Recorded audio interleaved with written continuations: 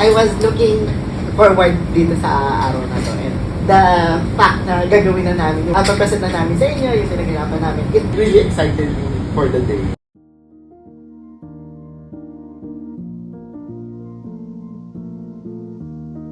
The kind of mindset that I'd like to instill to everyone is to, like Duterte, build.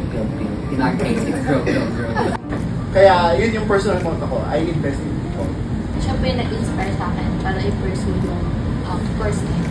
He is committed to excellence by being collaborative, highly consensuous, flexible in our undertakings. But we are committed really to a high standards of working together as a team. Together because you understand now. You see now why sometimes we have this kind of reaction.